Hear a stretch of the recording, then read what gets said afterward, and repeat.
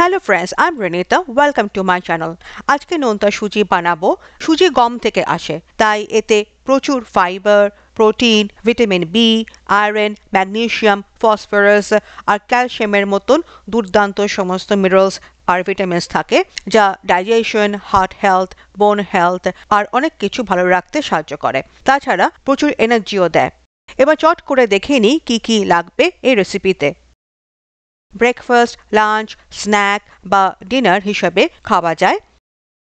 একটা cast iron কড়াইতে আমি নিয়েছি সাদা তেল 4 টেবিল স্পুন, গরম করেছি ধোঁয়া ওঠা অবধি। গরম তেলে দিয়েছি কুচো করে কাটা আলু 1/3 কাপ, এতে একটা আলু আছে।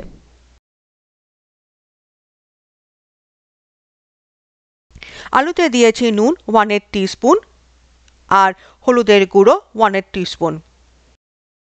মিডিয়াম টু হাই হিটে গোল্ডেন ব্রাউন করে ভেজে নিয়েছি। আলু ভাজা ভাজা হয়ে গেছে, তাই এতে দিয়েছি চীনাবাদাম 2 টেবিল স্পুন। 1 মিনিট ভেজে দিয়েছি তেজপাতা হাফ পিস,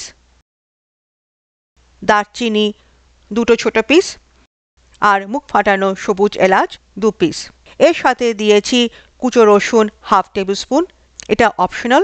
কোরানো আদা হাফ টেবিল স্পুন আর কুচো পেঁয়াজ 2 টেবিল স্পুন। রসুন না দিলে 3 টেবিল স্পুন দেবে। আর কোরানো আদা 1 টেবিল স্পুন। একটু জায়গা করে দিয়েছি 1 টিস্পুন জিরে। জিরেটা গোল্ডেন ব্রাউন করে ভেজে নিয়েছি। তারপর সব কিছু একসাথে মিশিয়ে ফ্রাই করেছি আরও 3 থেকে 4 মিনিট। আমার মশলা হয়ে গেছে।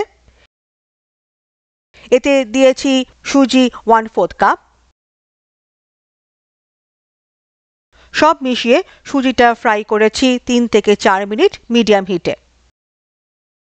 ফ্রাই করার সময় দিয়েছি কাঁচা লঙ্কা 1 পিস ভেঙে, হলুদের গুঁড়ো 1/4 টিস্পুন আর ধনে গুঁড়ো 1/4 টিস্পুন। আমি জিরে গুঁড়ো আর লঙ্কার গুঁড়ো দিইনি, তুমি চাইলে দিতে পারো। সুজিটা ভাজা হয়ে গেছে। এতে আমি দিয়েছি 1 কাপ জল। জল শুষে সুজি বেড়ে যায়। 1/4 কাপ কাঁচা সুজির থেকে প্রায় 1.5 কাপের মতন রান্না করা সুজি পাওয়া যায়। এই মেজারমেন্টটা মাথায় রেখে কাঁচা সুজি নেবে, না হলে অনেক বেশি হয়ে যেতে পারে। সুজিটা শুকিয়ে গেছে।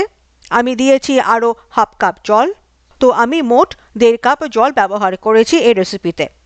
অল্প অল্প করে সব ইনগ্রিডিয়েন্টস দিলে কোনোদিনও কোনো ইনগ্রিডিয়েন্ট বাড়তি হয় না আর টেস্টও খারাপ করে না। আমার টেস্ট অনুসারে আমি দিয়েছি আরও 1/4 টিস্পুন নুন আর 2 পিস কাঁচা লঙ্কা ভেঙে। মিডিয়াম হিটে রান্না করেছি আরও 4 থেকে 5 মিনিট বা যতক্ষণ না সুজিটা রান্না হচ্ছে। ফ্লেভারের জন্য অল্প কিছু কুচো ধনেপাতা দিয়েছি, এটা পুরোপুরি অপশনাল।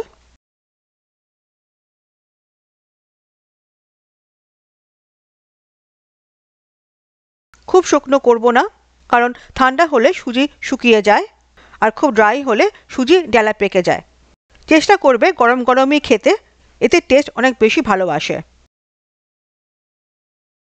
আমার নোনতা সুজি হয়ে গেছে, তাই গ্যাসটা অফ করে দিয়েছি। লাস্টে ফ্লেভার আর সুগন্ধর জন্য দিয়েছি অল্প করে ঘি। টেস্ট করার পর দিয়েছি 1/4 টিস্পুন নুন, 1 পিস কাঁচা লঙ্কা ভেঙে,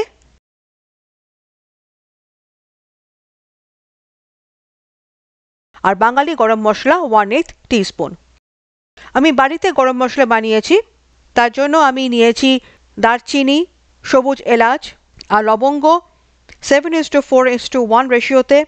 তারপর এদেরকে আমি ড্রাই রোস্ট করেছি, ঠান্ডা করেছি, তারপর মিহি করে পিষে নিয়েছি।